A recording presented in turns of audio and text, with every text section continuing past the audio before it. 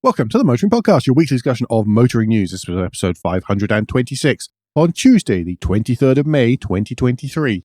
Hello, I'm Alan. Hello, I'm Andrew. And this week we'll be listening to the sound of inevitability as one company takes a bigger stake in another.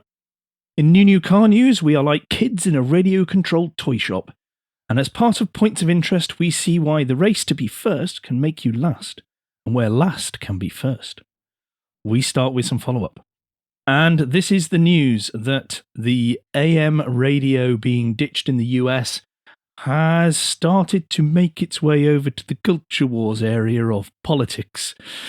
Bipartisan senators are trying to introduce legislation that will bar car makers from eliminating AM radios from their vehicles.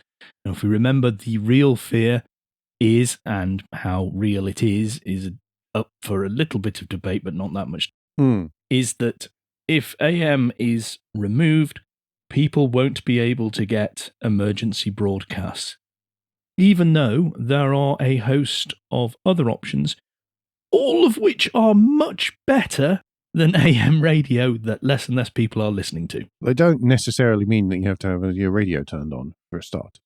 It is one of these bills, and you just look, whenever you see that the bill's sponsors include Senator Ted Cruz, Tammy Baldwin, Deb Fisher, yes, it's going to be turned into a big thing. Yes. On the flip side, people saying, well, there's interference from EV electrical systems with AM radio.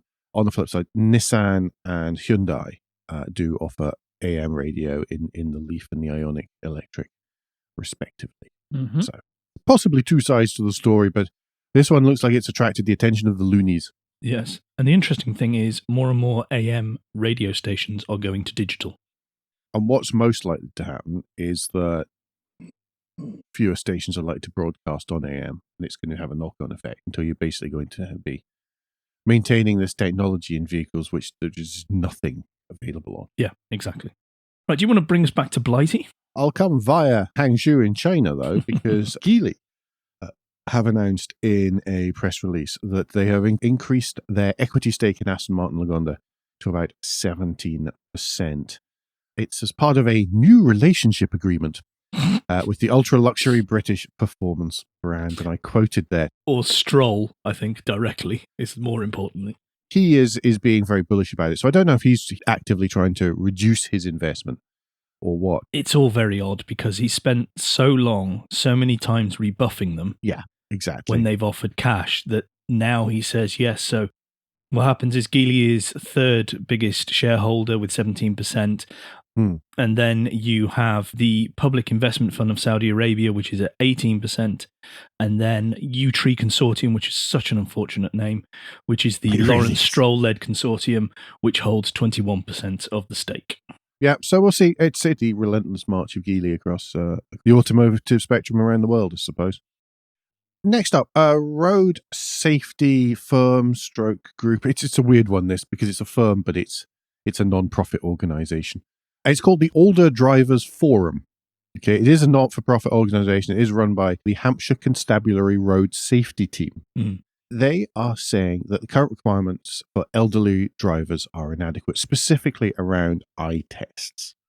And what they're doing is they're calling for mandatory eye testing once drivers turn 70, and then every 3 years thereafter.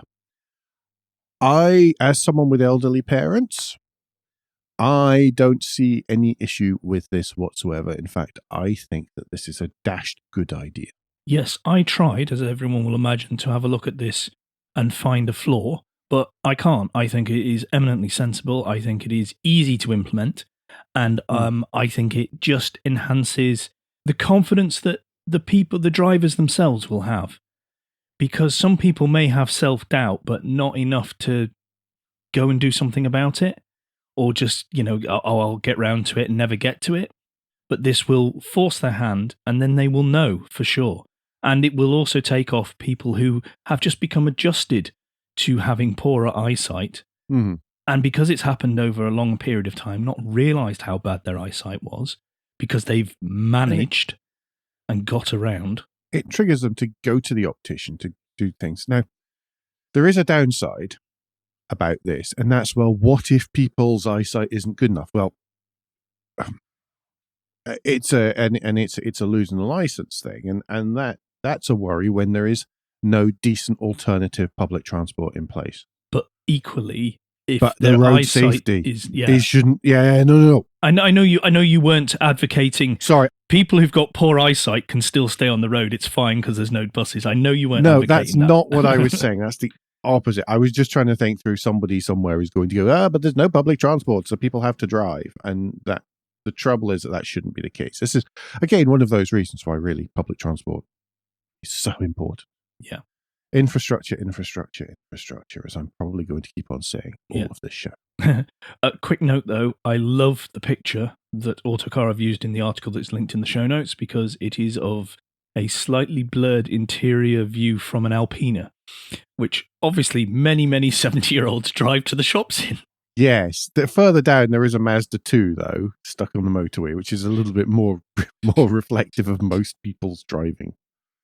I'm going to stick with the UK, and this is the news that Stellantis, or as the BBC call them, Vauxhall Maker, has warned that Brexit may force it to close UK factory.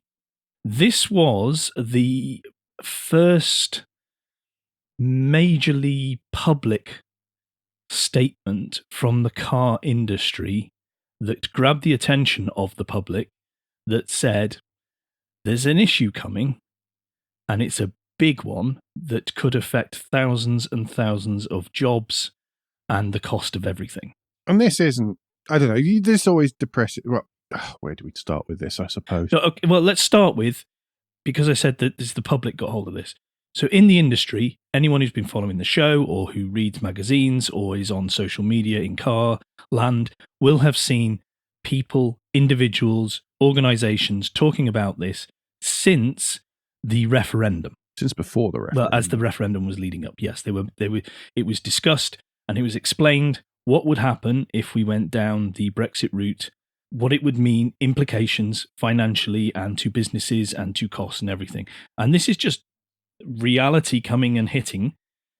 But the car industry's obviously got to a point where it's so frustrated that it feels it needs to go very public with this, because they don't feel like they're getting anywhere with the government privately. Yeah. And I mean, we talked a little bit before we started recording.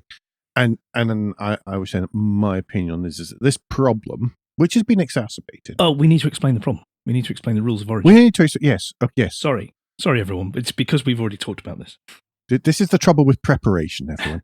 So the challenges here are, it's all to do with rules of origin and where stuff started its life. And because of the way that the Brexit agreement is structured in the loosest possible term, then parts and entire vehicles could face a 10%, well, as it stands at the minute, would face a 10% tariff on entry to the EU. 45% of the value of a vehicle should originate in the UK or the EU to qualify for trade without tariffs. That's going to go up to 65% in 2027. But this is so from next year, it's 45%, then it goes up another 20% in 2027. And that's a problem because that's not the way global supply chains worked previously. And it's not where things like the batteries and stuff come from. And that's one of the moves. That's why the move to EV has exacerbated this even more than straight up internal combustion engine vehicles, is because things like the battery, which is a large part of the value, currently has to be sourced elsewhere. Well, Stellantis and others have openly talked about the battery can be 50% of the value. Yeah. So immediately you're out of that thing and you're hit. Yeah. And that's one of the things. Now, I think there's a point here where it's easy to sit and be a commentator on social media or on a podcast. And sit and sound like some kind of early 1980s Ben Elton sketch shouting, "The Tories, the Tories, the Tories." But actually, I think it's a bigger issue than that. I don't think it is just the Conservative Party. I think the challenge for this stuff originates in the fact that civil servants running departments and things are civil servants running departments, and that's fine. But the politicians that we've got are pretty much all seem to be, at this moment in time, either from a finance background, so they have no idea of manufacturing, they just look at they're from banking, Mm-hmm. who have no idea of anything, really. Or they are newspaper columnists. Or legal. Or legal. Yes. Legal, by the way, being the best of the lot, ironically. It's not often you'll say that. And so they have no understanding, no desire to understand the joys of manufacturing, logistics, and all this. And this is what has ultimately this lack of, these things just happen. That's for other people to worry about. Other people, and nobody actually makes things anymore. It's all robots these days, and things just magically appear. It's just Amazon, isn't it? Just order it from Amazon or Whole Foods or whoever. I know it's part of Amazon.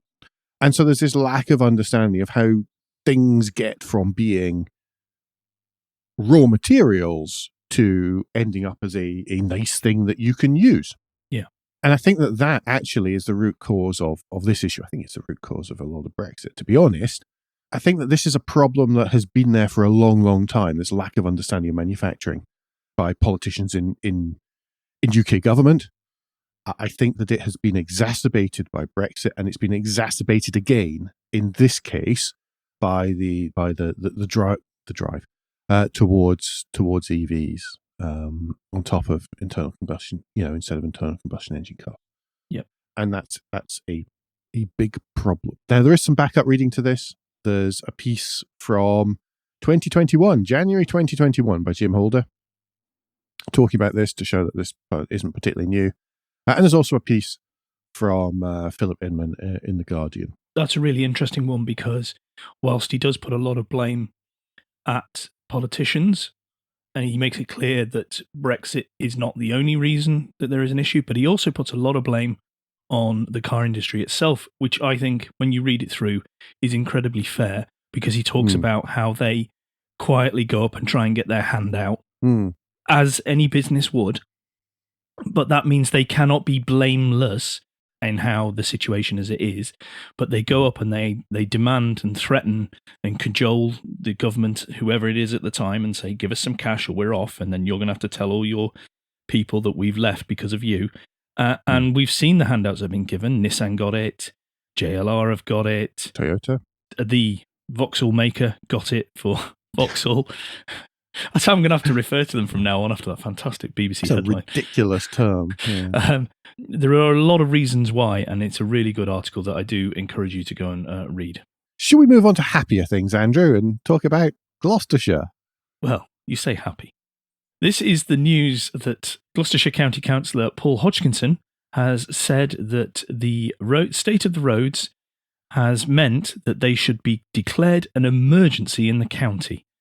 He claims that his email inbox is full of complaints about the poor roads, but I think it just reiterates how we all feel in the UK, that I think we'd all declare our roads an emergency, considering the poor state of them and the continued cutting of actual real world money for them, no matter what shenanigans are pulled on budget day, it is still a cut in service coverage. But one of the things I didn't realise is that the government standards state that a high priority safety issue must be fixed within 1 working day, and other safety defects, which I haven't had a chance to go and find out what they are given 28 days to fix. So that's 28 days more after someone reports them that people can claim from the council. Yeah, 28 days, I kind of get that. But 1 working day is going to be something serious, like a collapsed manhole cover or something. Yeah.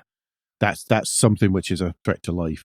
An obvious threat to life. Let me just carefully. Yeah, something that will catastrophically damage a vehicle and things like that. Yeah. But I don't have the article to hand, but I know there was something put out last week that explained how many millions were spent on compensating drivers for damage to their vehicles because of potholes. And it sort of gets to a point, because we talked about this many times, it has to get to a point where somebody with a spreadsheet is going, actually, it's cheaper for us to invest more rather than take away from. You've got to catch up on it, and that's what I see. I see here in the US is there is not. I'm looking at these pictures of Gloucestershire roads and thinking, those look about right for around here.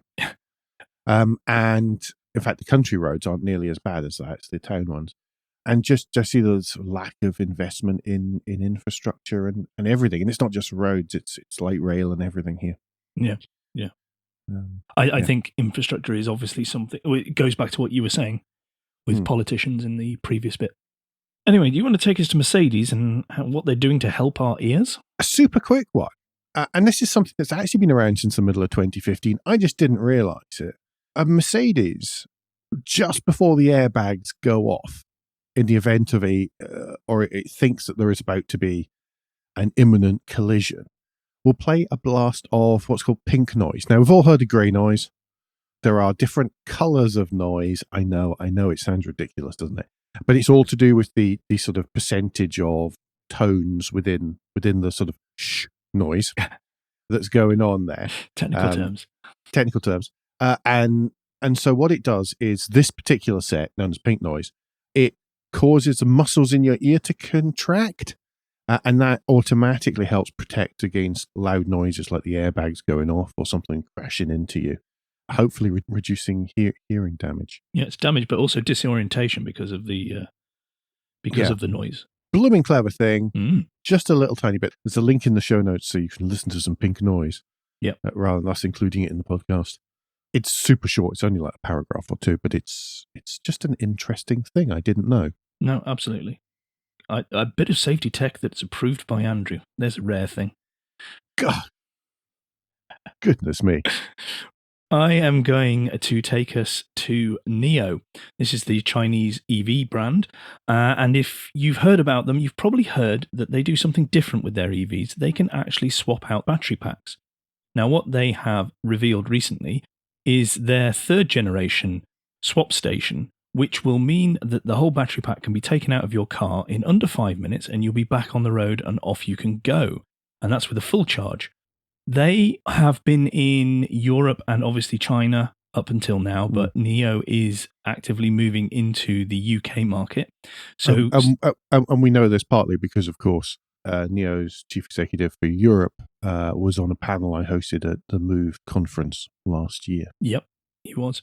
So they are coming to the UK and they'll be bringing the third generation swap stations, which is also an improvement on what they can actually achieve with them because they'll be able to store 21 batteries as opposed to 13 from the last generation. And they only had 5 originally, which means that they think they'll be able to swap over 400 times during a day when it's fully up to speed.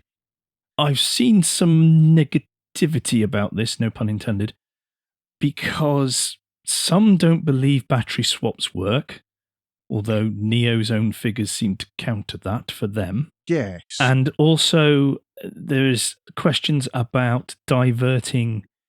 I saw someone saying that it was a diversion of electricity resources because this is a proprietary technology. Unlike public chargers, which is what the government is apparently wanting everyone to focus on, is getting the public charging infrastructure out there. And this would divert some resources away from that. But you sort of sit there and think, yes, but they'd need to charge publicly if they weren't doing this. So electricity is electricity, is it not? And you don't have to do this. So the example that everyone quotes is the Israeli startup Better Place, which had some modified Renault Fluences. So you needed to buy a modified car at a time, a modified rather rubbish car, electric car, at a time when electric cars were not wonderfully popular, and there seemed to have been some other challenges with their system. Not least the fact that look at the market penetration of EVs now. Yeah, it probably just wasn't. There are many things, many aspects to Better Place's failure, and that's the one that everyone quotes. Oh, it doesn't work because Better Place couldn't manage it. Yes, but this NIO that's nearly does a decade ago now. 2013. Yeah, so it already failed by 2013, so that was a decade ago. So yeah. But it does seem to work for NIO. One of the things about this is, of course, you don't have to charge. You don't have to do this. No. You can buy your NIO, charge your NIO, drive your NIO, charge your NIO. And one of the things that was mentioned at Move was the fact that this is something you do by exception. Yeah. Now, some owners choose to do it by course, and that's down to them. They actually recommend you do it by exception. This would be, normally you charge, you drive around. If you're on a longer journey... If you want to hurtle across the continent on one bladder, Alan. Yes, exactly. and you can sit in there and get jiggled around by it as well, whilst it's doing the swap. Then you can go swap it out, have the unit swap out the battery, and then you can be on your way within, I know it's 5 minutes for the swap, but I imagine it's a bit of faffing before. So you'll be on your way within 10 minutes. And you pay more for that, obviously, just the same way the faster the charger you want to use, public charger you want to use to charge your car publicly, the cost goes up. Hello, Ionity. Compared to slower charging, then this is just that next tier. Yeah. And I think there was something at one point, and it doesn't work out that much different from Ionity, really. So it's not something you're expected to do all the time. The other thing is, of course, if it's that quick and it's a fixed period of time to swap the car, you can plan much better for queues, know how long things are going to take, not be sitting around not knowing whether or not that iX3 driver is going to be finished charging in the next 10 minutes or the next 20 minutes or the next 30 minutes, and what level they're going to. It's a set time, so it's much, much easier to plan on longer journeys. Yeah. Can't see a problem with exploring different options of technology. I don't get it. I don't get what the big deal is with it, and you don't have to. If you don't like it, you don't have to use it. It's that simple, but the choice is there. Yeah.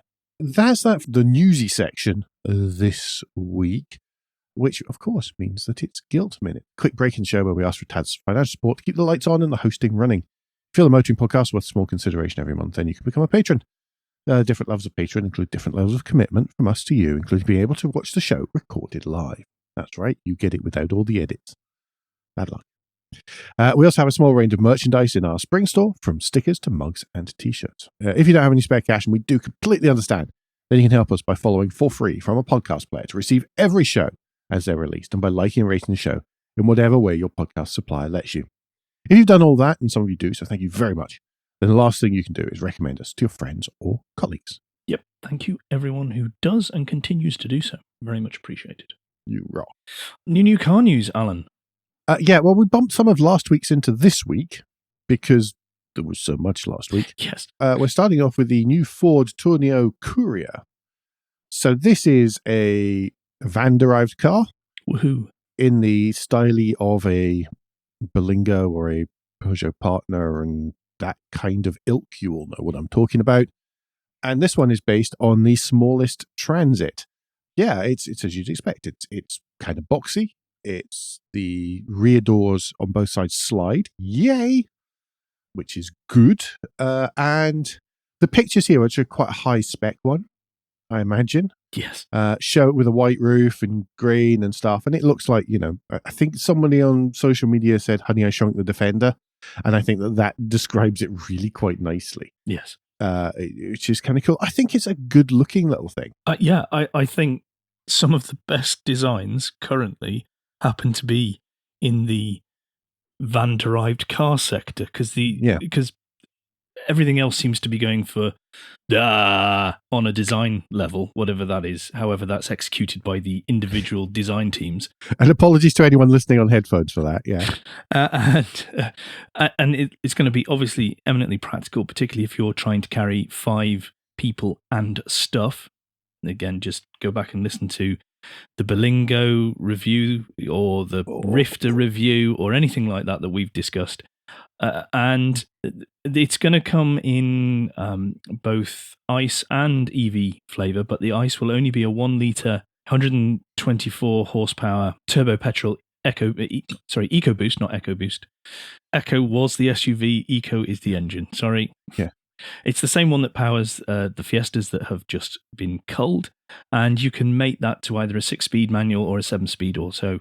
There's going to be an EV, which will have, they think, a 55 kilowatt per hour battery capacity, which should give about a range of 230 miles. The basic cost of this, the smallest, is going to be around £20,000 starting price. That's for the petrol. Yeah. I would imagine it's going to be quite a bit more expensive for the electric. And if you bolt anything on. Yes. But it looks good. People are getting quite agitated that it's replacing the Fiesta, but I think that's more because of the lack of Fiesta. The Fiesta holds such a fond place in people's hearts, and there is no longer a small car. Yeah. Because don't get us wrong. This is a small, the Tourneo. They're the small version transit jobbies. They're not a tiny car. But you mean the Transit Courier? Yeah, Transit Courier. Sorry, and this is now Ford's entry level into their brand. I think it's cool. Let's just see what it looks like whenever it actually hits the roads. I expect to see lots of bikes and canoes strapped to the top of them. Yeah, it's a bit like around here. So that's a vehicle that's coming, and you expect to see lots of. Here's a vehicle that I didn't realize was already here, and I don't think anybody's seen any of. No. The DS9 has been updated for 2023. Now you ask, what is a DS9? Well, it is the top-of-the-range saloon offered by the DS range. This is the vehicle that the latest French diplomats will be driven around in foreign lands, because there isn't a Peugeot or Renault equivalent at the moment, I don't think. Yeah. So this will be the luxury large car. I swear that's the reason it's sold in the UK, is purely so that the French embassy can have one. Well, what they've done is they have upgraded the interior, the options list, and made sure that the tech attached to the car is the very latest that DS offer. For example, they've got the extra safety tech that is across the range. They've also improved the infotainment and the touchscreen. And it also has the latest Iris system infotainment from DS, bringing it up to date, like I say, across with the rest of the range. I mean, so there's two plug-in hybrid powertrains, 250 brake, 250 horsepower or 360 horsepower. Prices start at £56,000, and that will get you the 250 horsepower Rivoli Plus. The next up is the 250 horsepower Opera. And then there's a 360 horsepower Opera, and topping out at £74,415. Starting. I don't think anybody will ever pay for the 360 horsepower Esprit de Voyage. As I say, you would have, I mean, no matter how good the car is, the fact that it is a very large French saloon being sold in the UK means that you would have to either have a penchant for burning £20 notes every day, possibly £50 notes every day, or a real absolute adoration for large French saloons, or you'd have to be basically part of the French government in the UK, and you're never going to pay that much anyway. Yeah, there will be a link in the show notes so you can see some pictures of it, because it is a very handsome looking car, I have to say. It's nice. And you probably have no idea what it looks like we didn't. Shall we head from the sublime to the ridiculous? Yes, let's go right to the other end of the market, please.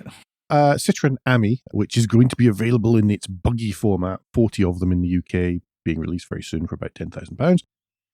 There's your bonus new car news. But a Swedish company is going to produce a flat pack EV for about £8,800. No, it's not a well-known Swedish furniture store.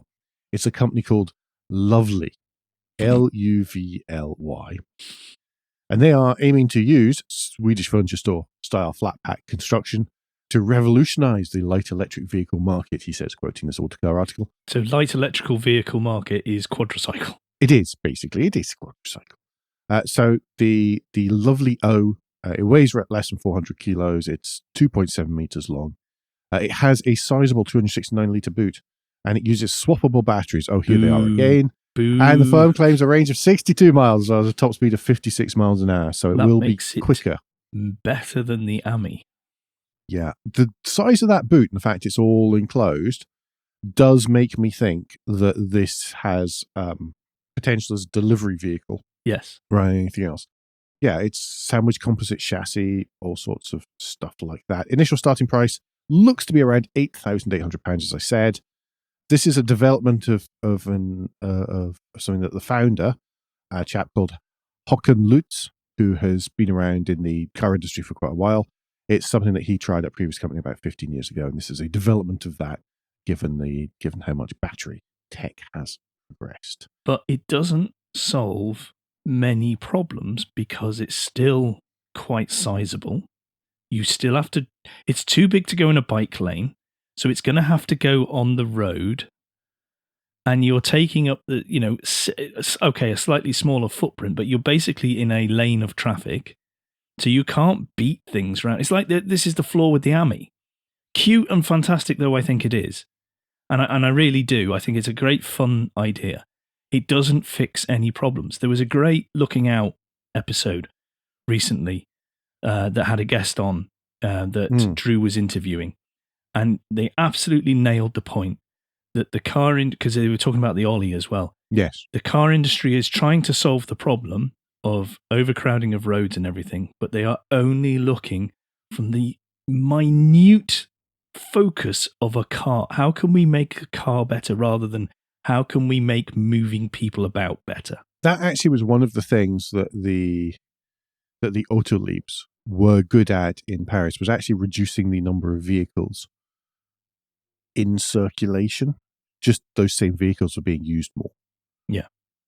So it was reducing the demands of parking, reducing everything else. The fact that the cars were completely knackered, smelt of whittle, and were totally and utterly unsafe, it's a different matter. But people who used them actually really miss them. Because I will say that if you had an environment where these were the only vehicles, as like it's a bit like the hybrids and the plug-in hybrids. It's a gateway drug to stepping away from a full car, because you are opened up to experiences and realize, oh, I don't need all the time to have my large vehicle that, just me or one other person is in typically.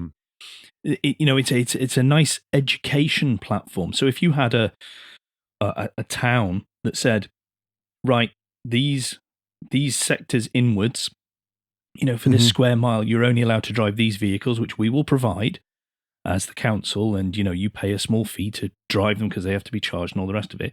That might be a way of doing it. I mean, there's far too many things to work out there for me just to pull off the top of my head, and lots of ways for it to be abused. I get that. But if they're the only vehicle, or them and scooters and cycles and pedestrians, that will be a friendlier, better way to get around. Well, you say that, and then you get the rental car mentality, and there isn't much. Like I said, there isn't much that will happen to us if I drive this like a loon. As we saw with the bloke in Monte Carlo who turned the AMI on its roof. Well, yes. But there's always those sort of things. But just as a general idea to help people, or if it's a holiday complex, say these are the vehicles to get around, or a retirement complex, Yeah, and you can ship 20 of them in a 20-foot container.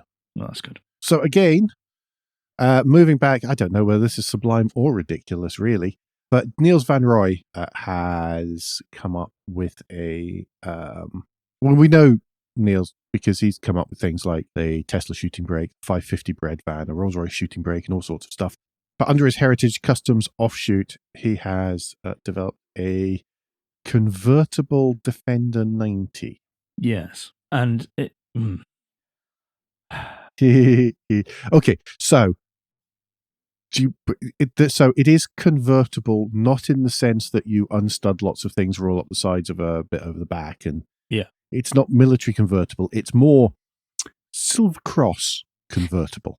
Yes, there is a hunking great bit of folded material at the back of the car when you make it convertible, and it goes all the way from the windscreen back, so it's not just the rear passengers or anything. And that makes sense, because I don't think that the market who would be looking to buy this are into pop studs and zippers. I don't care what they want. What, you mean the people who actually have the money to buy this kind of thing? No, buy one, have it converted. I'm going to do proper Mojo thing. This is not what I'd have, therefore it's all wrong. Were you going to buy it anyway, Andrew? No, that's not the point. Yes, exactly. I think it looks great with the top up. Yes. That's a trick that the Bronco can't pull. Oh, the Bronco can't do that at all. It looks like someone's just thrown a tent on it. Yeah, and the hardtop's not a great deal better, by the way. So I would much rather one of these than a Bronco. The Bronco also too big for Europe. Despite what everybody goes, oh, look at the Bronco, look at the Bronco.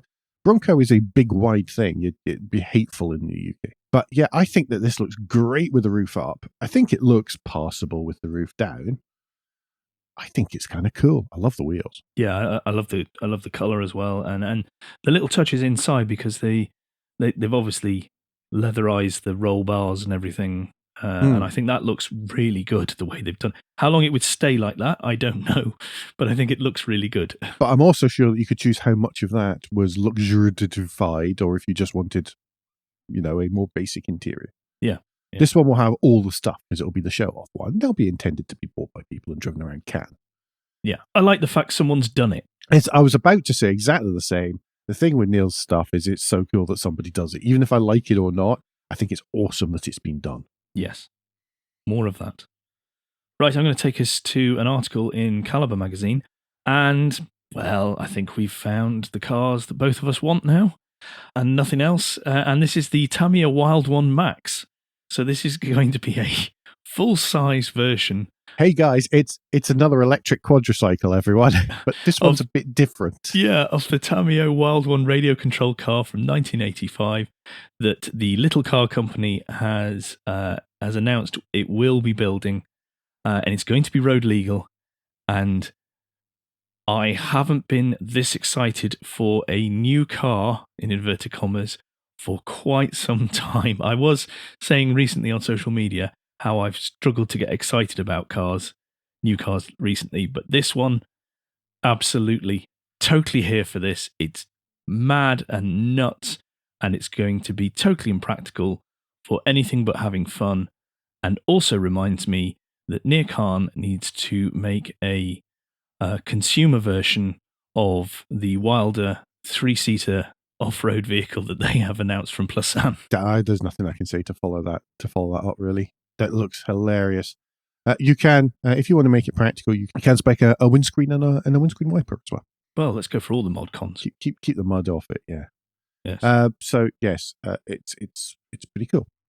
Oh God, I love definitely. that. It's so much. The whole Twizzy buggy or this, Twizzy buggy or the not Twizzy buggy, Ami buggy or this. Yeah. It's tricky, isn't it? Yeah, it is actually. No, it's not at all. It'd be great. It was electric cars for the weekend. That's what's so cool about it. Yeah. And it's little, so you can put it on a trailer and take it somewhere fun and do it that way. Yep. Yes, I agree. Lunchtime read, Andrew. Yeah, into the points of interest, and this is from the Autopian.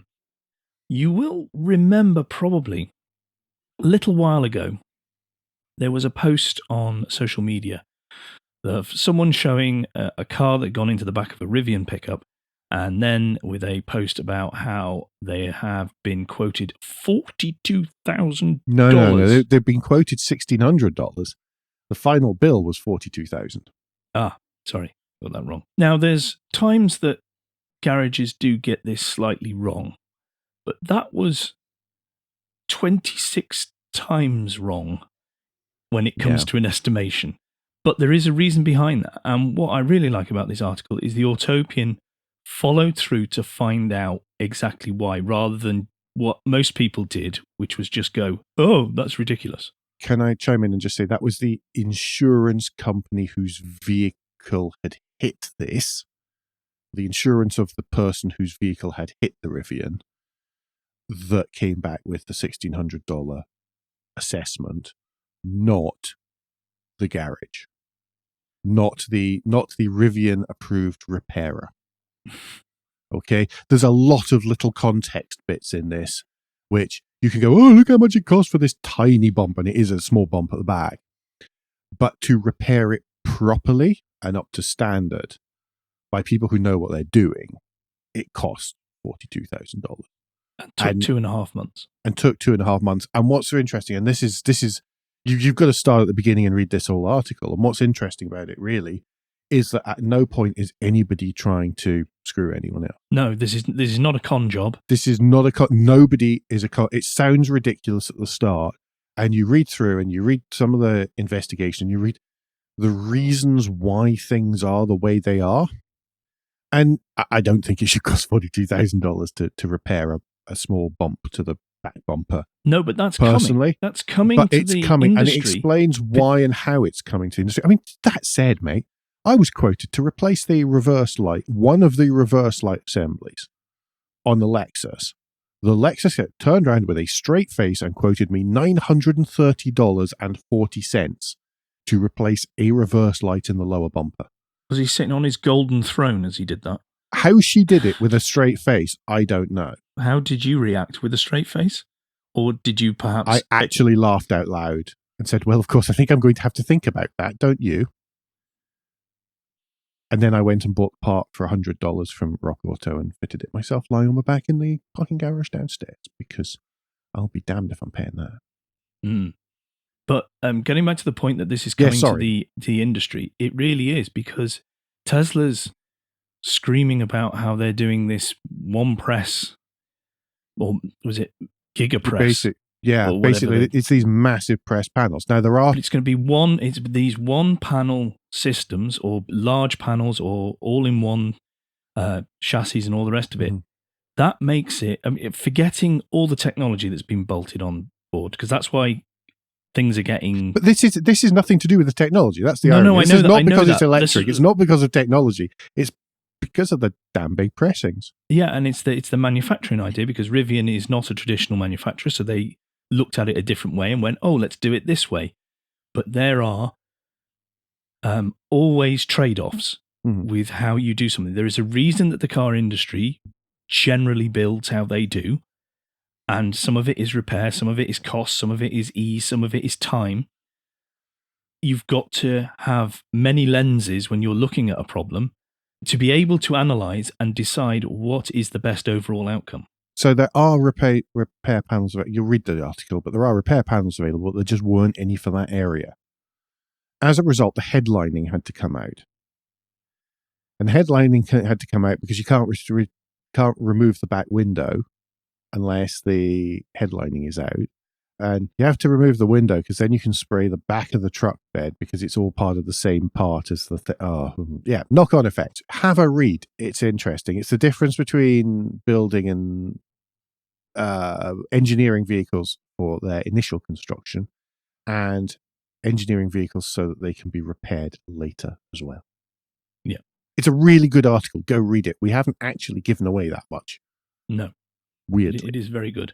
And it's good to see sometimes slow journalism is good journalism. Yeah. It's one of the things I like. The Utopian's very good at that. Not necessarily in the race for clicks. The list of the week is from Petrolblog. It is, of course, by Major Gav, and it is 10 of the best Renault Safran. This is actually a really tricky list. I don't care enough about the Renault Safran to have an opinion, really. Andrew, go on then. Well, for me, there can only be one, I think. And it is the £200 Safran that Major Gav himself has purchased and is slowly bringing back, tarting up, repairing, fixing little issues with.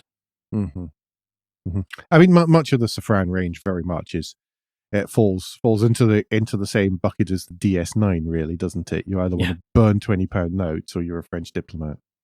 You're going to buy one in the UK. Yeah. Very cool, though. There's some really nice options. And it was such, I think what we've got to remember is it was such a sea change for Renault whenever the Safran first came out, when they're still creating 21s and all these kind of things. I remember seeing one early on when I was on French exchange. And I was over in Bourges. And just all of a sudden it was really cool because it was just so different. And finally this week is a video from Auto Shenanigans, who's been doing wonderful stuff with Secrets of the Motorways and all sorts of sub 10-minute videos of absolute nerdism. He's added some extra ones, and this is kind of cool. And the other week it was, should you travel further to save money?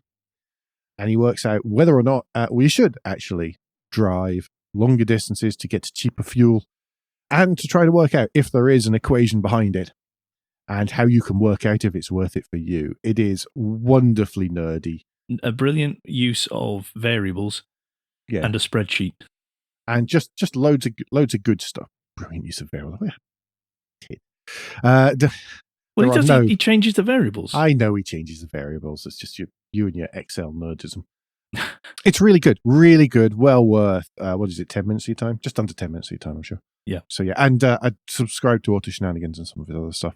Whilst we're pimping YouTube, it's worth mentioning Pollitt Projects put out another video about Chris's Jag. So whenever you happen to click past YouTube, do have a look there as well.